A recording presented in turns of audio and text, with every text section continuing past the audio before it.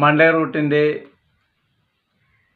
മറ്റൊരു വീഡിയോയിലേക്ക് ഏവർക്കും സ്വാഗതം. വീടിൻ്റെ പ്രധാന വാർക്ക കഴിഞ്ഞാൽ അന്ന് തന്നെ വാർക്കയ്ക്ക് മുകളിൽ പ്ലാസ്റ്റർ ചെയ്യണം.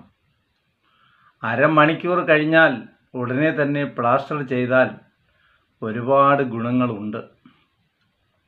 ഒന്നാമതായി ചോർച്ചയുണ്ടാവുകയില്ല എന്നതാണ് പ്രധാന കാരണം.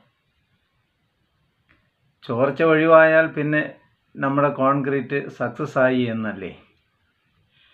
അപ്പോൾ കോൺക്രീറ്റിന് മുകളിൽ 1:4 എന്ന അനുപാതത്തിൽ വേണം സിമൻറ്റും മണലും ചേർക്കേണ്ടത്. ഇതിൽ സിമൻറ്റ് കുറച്ചും മണൽ കൂട്ടിയുമൊക്കെ ചെയ്താൽ പിന്നെ ഉണ്ടാകുന്ന കുഴപ്പങ്ങൾ പരിഹരിക്കുവാൻ കഴിയുകയേയില്ല. അതുകൊണ്ട് 1:4 എന്ന അനുപാതം തന്നെ സ്വീകരിക്കുക. നമുക്ക് വീഡിയോയിലേക്ക് കടക്കാം. അപ്പോൾ അടുത്ത ദിവസം തന്നെ പാരപ്പറ്റിനുള്ള ഒരു വരി ഇഷ്ടിക 4 വശത്തും അളന്ന് കോർണറുകൾ 3:4:5 എന്ന റേഷ്യോയിൽ അളന്ന് 90 ഡിഗ്രി സെറ്റ് ചെയ്ത് അടിയിലുള്ള ഭിത്തിയുടെ നേർമുകളിൽ തന്നെ ഭിത്തിയുടെ കനത്തിൽ തന്നെ ഒരു വരി കട്ട ഉറപ്പിക്കുക. മുകളിലേക്ക് മുറികൾ പണിയുന്നു എങ്കിലും ഇല്ലെങ്കിലും പിന്നീട് പൊളിക്കുന്ന തരത്തിൽ ചെയ്യരുത്. അങ്ങനെ ചെയ്താൽ പാഴ് ജോലികളായി പോകും, അനാവശ്യ ചിലവും വന്നു ചേരും. സ്ലാബിന് മുകളിൽ മണൽ ഉപയോഗിച്ച് 1 മീറ്റർ അകലത്തിൽ നെടുകയും കുറുകയും വരമ്പുണ്ടാക്കി എല്ലാ കള്ളികളിലും വെള്ളം നിറയ്ക്കുക. ഈ വെള്ളം നിറയ്ക്കൽ 16 ദിവസമെങ്കിലും തുടരണം. എത്രയും ഭംഗിയായി നനച്ച് ഉണക്കുന്നുവോ, അതായത് ക്യൂറിംഗ് നടത്തുന്നുവോ, അതുപോലെ ഇരിക്കും കോൺക്രീറ്റിൻ്റെ ബലവും. പൂർണ്ണമായും സ്ട്രെങ്ത് ആകുന്നതിന് 28 ദിവസം വേണ്ടിവരും. അതുവരെ ക്യൂറിംഗ് നടത്തിയാൽ ഒരിക്കലും ഒരു നഷ്ടം ആവുകയില്ല. 15 ദിവസം കഴിഞ്ഞാൽ വാർക്കയുടെ തട്ട് അവർ പൊളിച്ചുകൊണ്ട് പോകും.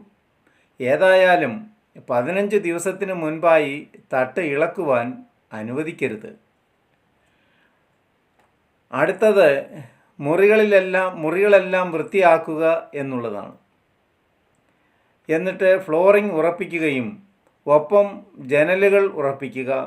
തടിയുടെ ജനലുകളാണെങ്കിൽ നിർബന്ധമായും ഭിത്തിക്ക് ഉള്ളിലേക്ക് ചേരുന്ന ഭാഗം നന്നായി പ്രൈമർ അടിച്ച് ഉണങ്ങിയ ശേഷം വേണം ഉറപ്പിക്കുവാൻ. ആവശ്യമായ ക്ലാമ്പുകൾ ഭിത്തിയിൽ കോൺക്രീറ്റ് ചെയ്ത് ഉറപ്പിക്കണം.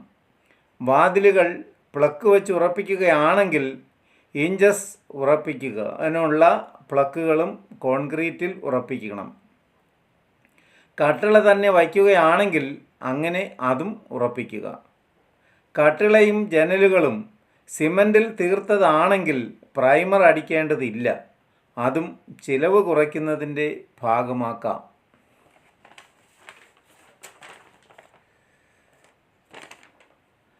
അടുത്തതായി സീലിംഗ് പ്ലാസ്റ്റർ ആണ്. അത് 1:3 എന്ന അനുപാതത്തിൽ സിമൻറ്റും മണലും ചേർത്ത് ചെയ്യണം. സിമൻറ്റ് പൊടിയൊക്കെ വേണ്ടിവരും. വേണ്ടത്ര സിമൻറ്റ് കുറച്ചാൽ പ്ലാസ്റ്റർ ചെയ്തത് അങ്ങിങ്ങായി കുമിളകൾ ഉണ്ടാകാം. അത് വരാതെ നോക്കണം. 1 മണിക്കൂറിന് ശേഷം നനച്ച് ഉണക്കണം. ഇതും നന്നായി നനച്ചുകൊണ്ടേയിരിക്കണം. സിമൻറ്റ് പ്ലാസ്റ്റർ സെറ്റാകുവാൻ കോൺക്രീറ്റിന് ആവശ്യമായതുപോലെ സമയം വേണ്ടിവരും. അതുവരെ നനച്ച് ഉണക്കുക തന്നെ വേണം. അടുത്തത് ഭിത്തിയുടെ അകവശങ്ങൾ പ്ലാസ്റ്റർ ചെയ്യുകയാണ്. ഇത് 1:5 എന്ന അനുപാതത്തിൽ സിമൻറ്റും മണലും മിക്സ് ചെയ്ത് പ്ലാസ്റ്റർ ചെയ്യേണ്ടതാണ്. ഇതും നന്നായി നനച്ച് ഉണക്കണം. പ്ലാസ്റ്റർ ചെയ്യുന്നതിനോടൊപ്പം തന്നെ ഗ്രില്ലുകളോ മറ്റോ ഉണ്ടെങ്കിൽ അവ കൂടി ഉറപ്പിക്കുക. അടുത്തത് പുറം പ്ലാസ്റ്ററിംഗ് ആണ്. ഷേഡിനു മുകളിൽ അരികുകളിൽ ഉറപ്പിക്കാറുള്ള ഒറ്റവരി ഇഷ്ടിക വരമ്പ് പൂർണ്ണമായും ഒഴിവാക്കുക. അത് ഒഴിവാക്കിയാൽ ഇതും അനാവശ്യ ചിലവുകളിൽ പെടുന്ന ഒരു കാര്യമാണ്. അതും നമുക്ക് കുറയ്ക്കാവുന്നതാണ്. പ്ലാസ്റ്ററിങ്ങിനൊപ്പം തന്നെ വാട്ടർ സപ്ലൈക്കുള്ള പൈപ്പുകൾ കൂടി ഫിറ്റ് ചെയ്യണം. പരമാവധി പൈപ്പുകൾ ഭിത്തിക്ക് പുറമേ കൂടി ഫിറ്റ് ചെയ്യുന്നതാണ് നല്ലത്. സ്റ്റോറേജ് ടാങ്ക് പരമാവധി കിണറിന് അടുത്ത് തന്നെ വടക്ക് കിഴക്ക് ഭാഗത്ത് തന്നെ ചെയ്യുന്നത് നല്ലതായിരിക്കും. വയറിംഗ് ജോലികൾ എല്ലാം തന്നെ അപ്പോൾ തന്നെ ചെയ്യുന്നത് നല്ലതാണ്. ഫ്ലോർ ടൈൽ ഉറപ്പിക്കുന്നതിന് മുൻപായി മിക്ക ജോലികളും തീർക്കുന്നതും ഭംഗിയായിരിക്കും. സാനിറ്ററി ഫിറ്റിങ്ങുകൾ ടൈൽ വർക്കിന് ശേഷം ചെയ്യുന്നതാണ് നല്ലത്. അപ്പോൾ ഫിറ്റിംഗ് സാധനങ്ങളെക്കുറിച്ചും ഇലക്ട്രിക്കൽ സാധനങ്ങളെക്കുറിച്ചുമൊക്കെ അടുത്ത വീഡിയോയിൽ പറയുന്നതാണ്. വീഡിയോ സബ്സ്ക്രൈബ് ചെയ്യുന്ന കാര്യം മറക്കരുത് എന്ന് ഓർമ്മിപ്പിക്കുന്നു. അടുത്ത വീഡിയോയുമായി വരും വരേക്കും ഏവർക്കും നന്ദി, നമസ്കാരം.